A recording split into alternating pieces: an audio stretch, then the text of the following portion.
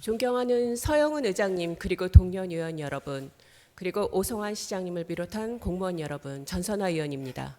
본 의원이 대표 발의한 의안번호 제1677호 동물 관련 법령 개정 촉구 건의안에 대하여 제안 설명을 드리겠습니다.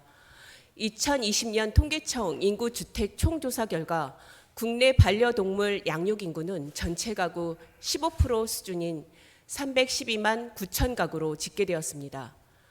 반려동물 관련 문화가 양적, 질적으로 확대되고 있지만 근본적으로 동물의 법적 지위와 사후 처리에 관한 법 규정은 현실을 따라가지 못하고 있습니다. 현재 동물의 법적 지위는 민법에 규정되어 동물은 유체물 및 전기, 기타 관리할 수 있는 자연력으로 물건에 포함됩니다. 동물을 물건으로 보는 법 체계에서는 동물을 해치거나 죽이는 행위는 타인의 재물의 효용을 해하는 범죄인 재물 손괴죄로 처벌하며 보험금 산정에도 대물로 준하여 배상받고 있습니다. 동물을 물건으로 취급하는 이상 동물 학대에 대한 처벌이나 동물 피해에 대한 배상은 미약한 수준일 수밖에 없습니다.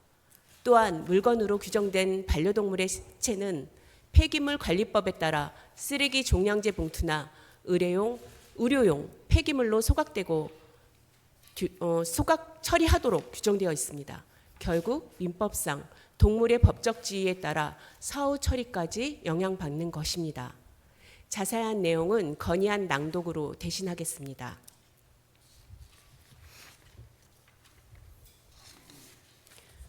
동물 관련법 개정 촉구 건의안. 사회 경제적 발전과 함께 반려동물과 반려동물 양육 인구가 증가하고 있다. 2020년 통계청 인구주택 총조사 결과에 따르면 국내 반려동물 양육 인구는 전체 가구 15% 수준인 312만 9천 가구로 집계되었다. 반려동물 관련 문화가 양적, 질적으로 확대되고 있지만 근본적으로 동물의 법적 지위와 사후 처리에 관한 법 규정은 현실을 따라가지 못하고 있다. 우리나라에서 동물에 대한 법적 지위는 어떠한가? 현재 동물 법적 지위는 민법에 규정되어 있다. 현행 민법에서 사람은 권리의 주체로, 물건은 권리의 객체로 보는 이원적 체계로 구성되어 있다. 이에 따라 동물은 유체물 및 전기, 기타 관리할 수 있는 자연력으로 물건에 포함된다. 동물을 물건으로 보는 법 체계에서는 동물을 해치거나 죽이는 행위는 타인의 재물의 효용을 행하는 범죄인 재물 손괴죄에 처벌하며 보험금 산정에도 대물로 준하여 배상하고 있다. 이처럼 동물을 물건으로 취급하는 이상 동물 학대에 대한 처벌이나 동물 피해에 대한 배상은 미약한 수준일 수밖에 없다. 오스트리아 1988년 최초로 민법에 동물의 법적 지위에 관한 규정을 신설하였다.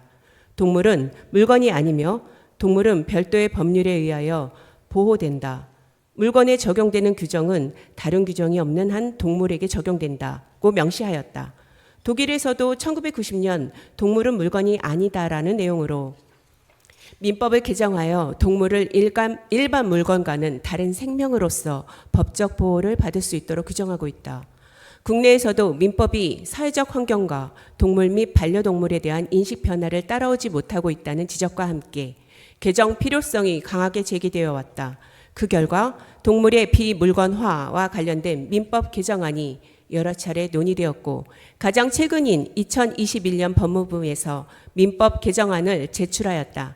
그러나 이 개정안은 제출된 지 2년 뒤인 2023년에서야 법제사법위원회 소위원회에 산정되었으나 다른 법안에 밀려 논의조차 되지 못했다.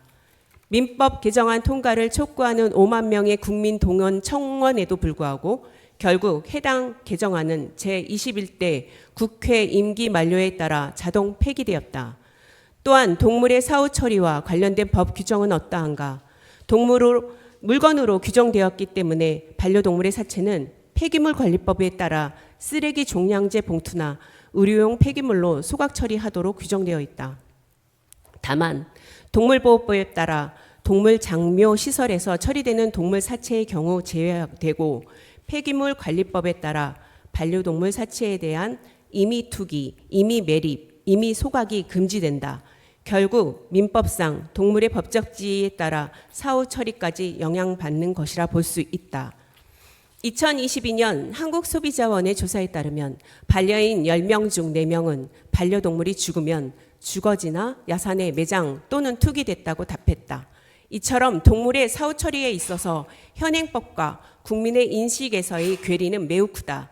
불법적으로 야산에 묻거나 쓰레기 봉투에 넣어 집 앞에 버릴 수 없는 반려동물들 입장에서 조금 더 정사에 맞고 합법적으로 합리적인 비용으로 이용할 수 있는 동물 장례식장의 필요성은 점점 커지고 있다.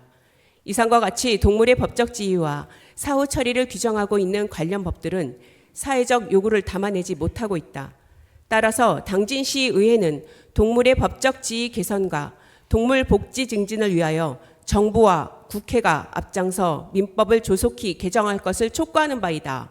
나아가 동물의 사후 처리를 규정한 폐기물 관리법도 후속 개정하여 합법적이고 합리적인 동물 사후 처리 제도를 마련할 것을 촉구한다. 2023년 9월 당진시의회.